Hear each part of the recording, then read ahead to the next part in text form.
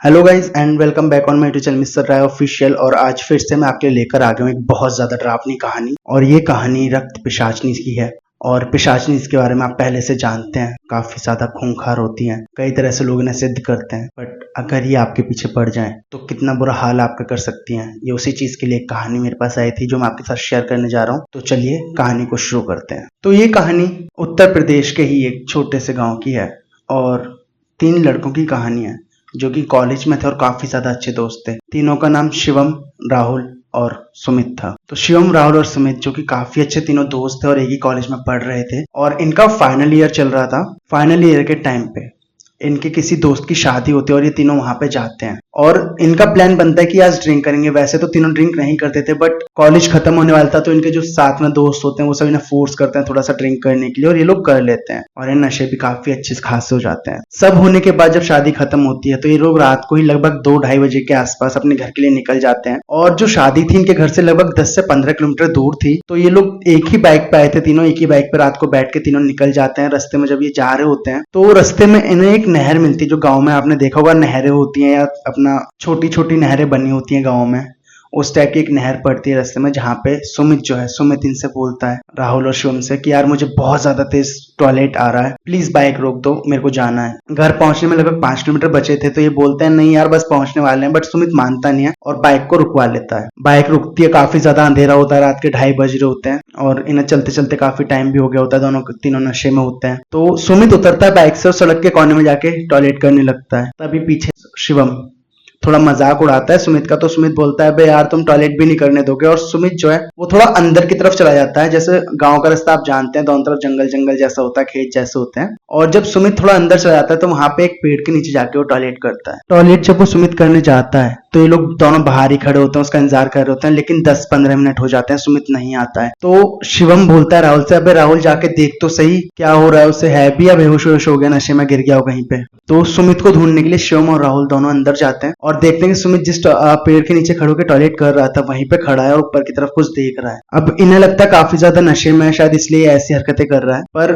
सुमित जो है काफी ज्यादा अजीब हरकतें कर रहा था। जैसे अभी शादी से आए थे लोग, काफी अच्छा खासा खाना पीना खा के आए थे। ये सब जब वो करके निकले थे और जब सुमित को लोग बाइक पे बिठाते हैं तो सुमित उनसे बोलने लगता है भाई मुझे भूख लग रही है, मुझे चिकन चाहिए। अब ये चीज सुन के ना थोड़ा ये शॉक हो जाते हैं राहुल और शिवम कि यार ये चिकन खाता नहीं है, ये चिकन क्यों मांग रहा है।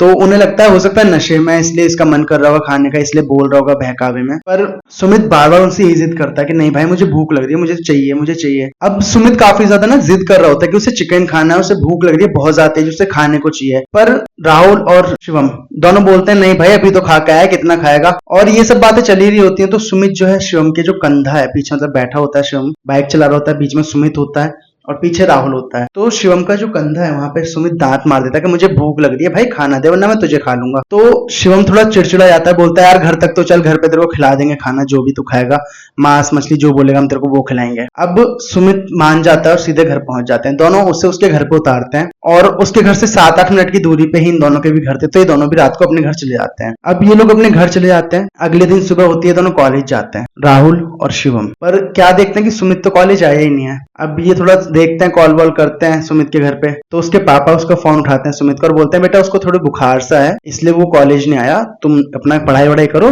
ये शायद कल आ जाएगा। तो ये नॉर्मल था बुखार वगैरह आना। तो ये भी सोचते हैं कि हो सकता है कल इसने पहली बार ड्रिंक करी है इसलिए से ऐसा लग रहा होगा, तबीयत खराब लग रही होगी, नहीं आया। पर ये सब होते होते लगभग 15 से 20 दिन निकल जाते हैं पर सुमित का कोई अता पता नहीं होता और ना वो कॉलेज आ रहा होता। अब ये दोनों काफी टेंशन में जाते हैं, अरे पता नहीं क्या हुआ, सुमित को इतने टाइम हो गया कॉलेज नहीं आ रहा।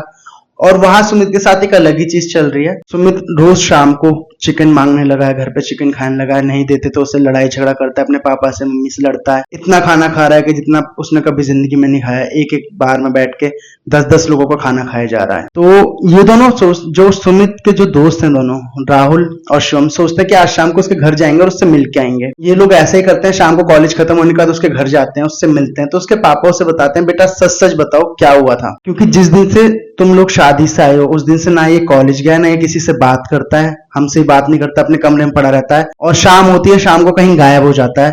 2-3 घंटे बाद वापस आता है, और जब आता है तो इसके अंदर से बहुत गंदी स्मेल आ रही होती है, मिट्टी लगी होती है पूरी बॉडी पे। तो मुझे सच सच बताओ क्या हुआ है। पर ये लोग ना घर पे बता नहीं सकते थे इन्होंने ड्रिंक किया है इस बारे में, तो ये ऐसी बात टाल देते हैं, नहीं अंकल कुछ भी नहीं हुआ, बस शादी से आए थे हम लोग, सीधा आके इसे घर पे छोड़ा, उसके बाद हमें कैसे पता होगा क्या हुआ। और ये लोग जल्दी जल्दी में निकल जाते हैं। बट इन दोनों के दिमाग में आ जाती है बात कि पक्का ये ड्रिंक करने का जहां इसने टॉयलेट किया था उस वजह से इसके ऊपर कुछ हुआ है। अब ये सब चल ही रहा था, धीरे धीरे जो सुमित है उसकी तबीयत काफी ज्यादा खराब होने लगती है, मतलब जैसे काफी हट्टा कट्टा था ये सुमित, और अब उसका बॉडी ऐसे लगती है जैसे उसका खून जो है खत्म होते जा रहा है, उसकी बॉडी में खून ही नहीं बच रहा, कुछ भी कर लो भाई खून ही नहीं है जैसे उसकी बॉडी में, इतना वो सूखने लगा है। अब ये जब उसकी हालत हो जाती है तो सुमित के पापा जो है फिर से उन दोनों के पास जाते हैं कि बेटा देखो सच बता दो वरना मैं जाके पुलिस में बता दूंगा। पुलिस की बात सुनते हैं तो ये लोग सच सच बताते हैं कि अंकल ऐसे ऐसे हुआ था, हम लोग आ रहे थे, इसे टॉयलेट करना था, टॉयलेट करने के लिए थोड़ा अंदर की तरफ गया इस पेड़ के पास, और पेड़ के पास ने टॉयलेट किया, उसके बाद से ऐसी हरकतें कर रहा है। रास्ते में भी हमसे खाने के लिए बोल रहा था, और पहली बार इसने हमसे चिकन खाने के लिए बोला था। ये सुन के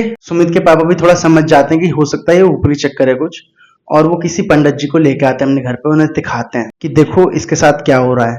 पंडित जी आते हैं, पंडित जी को कुछ पता नहीं चल पाता, काफी ढूंढते हैं, काफी खोजबीन करते हैं उस चीज के बारे में, पूछताछ करते हैं, मंत्र वगैरह पढ़ते हैं, थोड़ी देर के लिए लगता है ठीक है, बट सेम वही फिर से उसे शाम को 7 बजे के बाद गायब हो जाना, वापस 3-4 घंटे में आना, मिट्टी लगी होना। अब ये होते होते ना सुमित के पापा काफी ज्यादा परेशान हो जाते हैं, और लास्ट में जाके फिर से राहुल और शिवम इन लोगों से हेल्प मांगते हैं कि बेटा अब तुम ही हेल्प करो मेरे को नहीं पता मेरा बेटा शाम को कहाँ जाता है, अगर ये पता चल जाएगा ये कहाँ जाता है तो शायद हम इसकी हेल्प कर पाए। तो ये लोग मान जाते हैं और सुमित के पापा से बोलते हैं कि अंकल आज तो देखो काफी लेट हो गया, अब तो वो जा चुका है, कल हम लोग आपके घर पे ही रुकेंगे, जब ये शाम को निकलेगा तो हम लोग इसका पीछा करेंगे और देखेंगे कहाँ जाता है। यही होता है, अगले दिन वो कॉलेज से आते हैं और इसके घर की तरफ चले आते हैं, पर इसके घर नहीं जाते, इसके घर से थोड़ा सा दूर जाके दोनों छिप जाते हैं और घर पे नजर रखते हैं कि शाम के 7 बजने वाले होंगे तो ये निकलेगा। सुमित निकलता है शाम को 7 बजे, और उसके निकलते ही ये दोनों उसे देख लेते हैं और उसके पीछा करने के लिए अपनी बाइक को स्टार्ट करते हैं। तभी सुमित के पापा भी आ जाते हैं, बोलते हैं मैं भी चलूंगा, मेरे को भी देखना है क्या हुआ है मेरे बेटे को। तो ये लोग अब जाते हैं आगे बाइक पे, उसका पीछा करते करते लगभग 2 किलोमीटर 3 किलोमीटर हो जाते हैं, और ये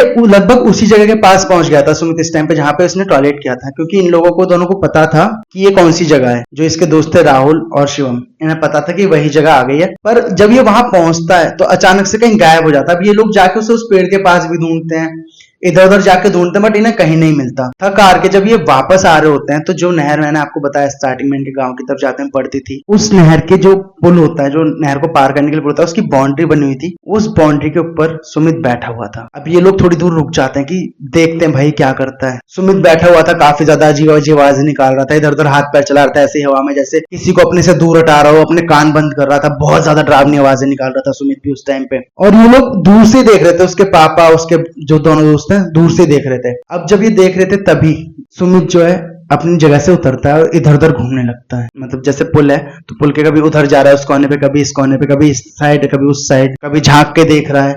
और जो नहर थी वो भी काफी गहरी थी, उसमें पानी भी काफी ज्यादा अच्छा खासा था। तो सुमित के पापा को डर लगता है कि यार ये कहीं कूद ना जाए, पर ये लोग देख रहे होते हैं उसे कि वो कर क्या रहा है। और जब ये लोग पीछे से देख रहे होते हैं बाइक पे, तो पीछे से ही पुलिस की एक गाड़ी आ जाती है जो इन्हें देख के रुक जाती है और इनसे पूछताछ करने लगती है, क्या कर रहे हो, चोरी वोरी तो नहीं करनी भाई, तुम क्यों यहाँ पे खड़े हो, तुम्हारा क्या इरादा। थोड़ी पूछताछ करते हैं तो सुमित के पापा उन्हें बताते हैं और सुमित की तरफ देखने के लिए बोलते हैं। पर जब ये सब लोग सुमित की तरफ देखते हैं तो सुमित जो है पुल की बाउंड्री पे खड़ा था, जो दीवार होती पुल होती है, पुल में जो साइड में पिलर लगे होते हैं ऊपर जिससे इधर उधर कोई ना कूदे, उसके ऊपर खड़ा था।